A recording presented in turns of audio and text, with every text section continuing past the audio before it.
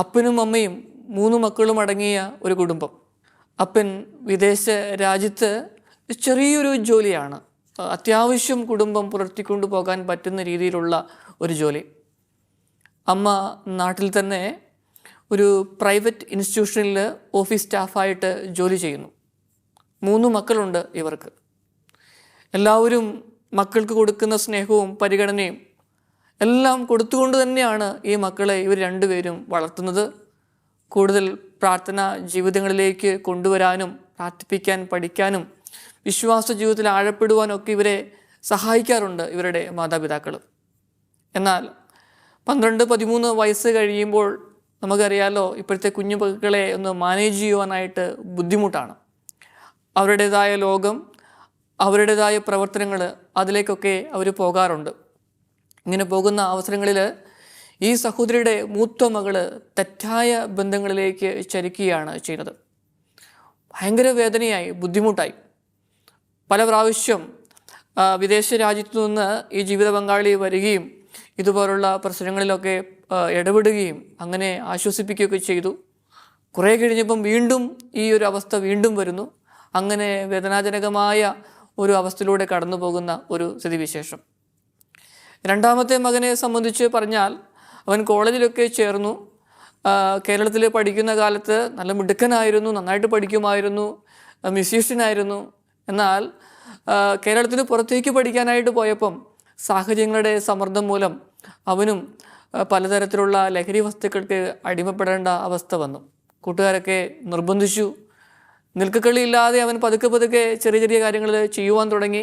അവസാനം അവൻ്റെ നിയന്ത്രണം തന്നെ അവന് നഷ്ടമായി.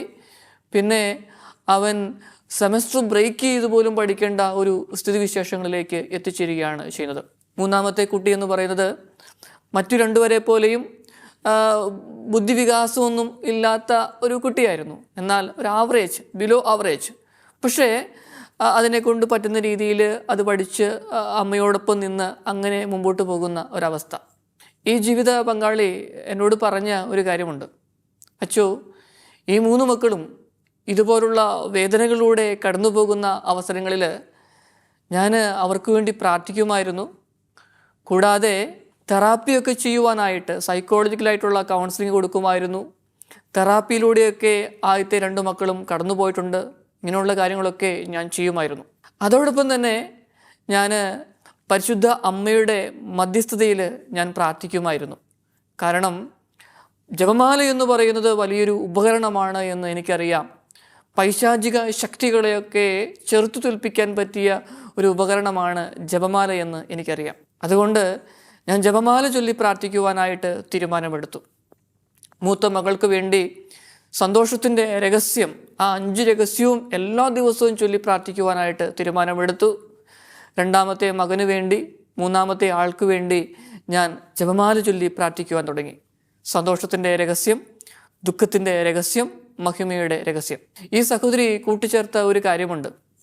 അച്ചോ, ആദ്യത്തെ 4-5 ദിവസങ്ങളൊക്കെ ആ ഒരു എടുത്ത പ്രതിജ്ഞ, തീഷ്ണത നന്നായിട്ട് പ്രാർത്ഥിക്കുവാനായിട്ടൊക്കെ തോന്നി. പിന്നെ മാസങ്ങളും വർഷങ്ങളും മുമ്പോട്ട് കടന്നുപോയി. ചില സാഹചര്യങ്ങളിലൊക്കെ വീണ്ടും അടിക്കടി പ്രയാസങ്ങളൊക്കെ ഉണ്ടായപ്പോൾ സംശയങ്ങളും ബുദ്ധിമുട്ടുകളൊക്കെ ഉണ്ടായി. ഞാനെന്തിനാ ഇത്രമാത്രം കഷ്ടപ്പെട്ട് പരിശുദ്ധ അമ്മയുടെ മധ്യസ്ഥതയിൽ പ്രാർത്ഥിക്കുന്നത്? കാരണം ഓഫീസ് ജോലിയെല്ലാം കഴിഞ്ഞ് വീട്ടിലത്തെ കാര്യങ്ങളൊക്കെ നോക്കി അവസാനം ഉറങ്ങുന്നതിന് മുൻപ് ചിലപ്പോൾ ഉറക്കം തൂങ്ങിപ്പോകുന്ന സാഹചര്യങ്ങളിൽ ശാരീരികമായ ക്ഷീണം മൂലം ആ അമ്മ ഈ പ്രാർത്ഥന നിർത്തിയില്ല.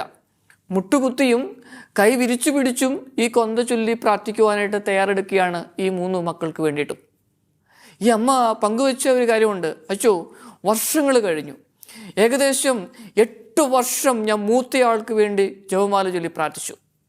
രണ്ടാമത്തെ ആൾക്ക് വേണ്ടി 6.5 വർഷം, മൂന്നാമത്തെ ആൾക്ക് വേണ്ടി 5.5 വർഷം ഞാൻ ജപമാല ചൊല്ലി പ്രാർത്ഥിച്ചു.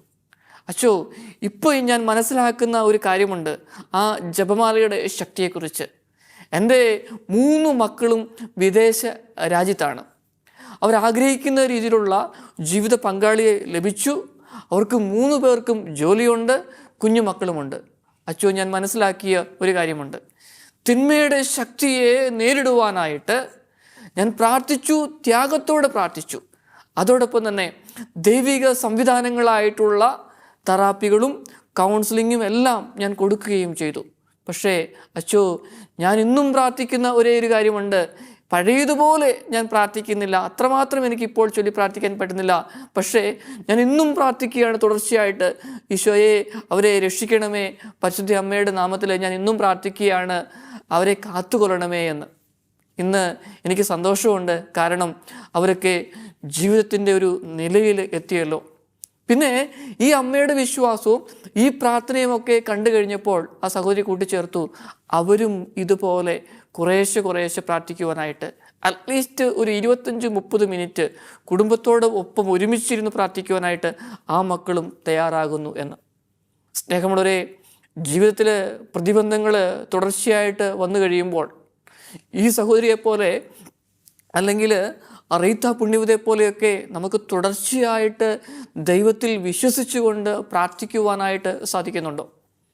അങ്ങനെ സാധിക്കുന്ന വ്യക്തികൾക്കാണ് ജീവിതത്തിൽ വിജയം നേടുവാനായിട്ട് പൈശാചിക ശക്തികളെ, അവരുടെ ബന്ധന മേഖലകളെ പൊട്ടിച്ചെറിഞ്ഞുകൊണ്ട് ജീവിക്കുവാനായിട്ട് സാധിക്കുന്നത്.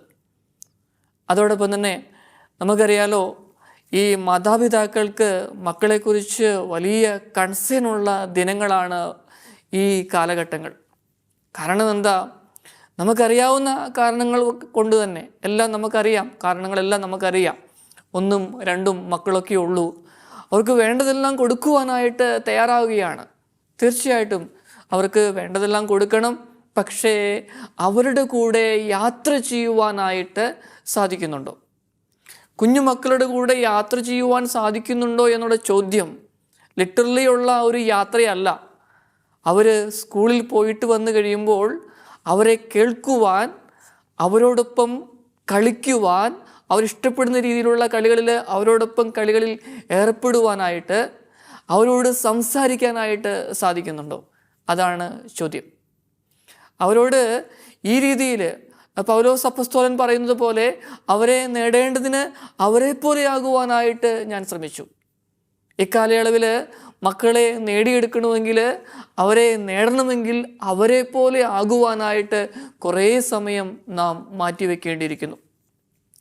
അങ്ങനെ മാറ്റിവെക്കുമ്പോൾ മാത്രമാണ് അവരുടെ മനസ്സിലെ പല കാര്യങ്ങളും നമുക്ക് മനസ്സിലാക്കാനായിട്ട് സാധിക്കുക. അവരേത് സുഹൃത്ബന്ധങ്ങളിലൂടെയാണ് അല്ലെങ്കിൽ ഏത് വഴിയിലൂടെയാണ് യാത്ര ചെയ്യുന്നതെന്ന് നമുക്ക് മനസ്സിലാക്കാനായിട്ട് സാധിക്കും.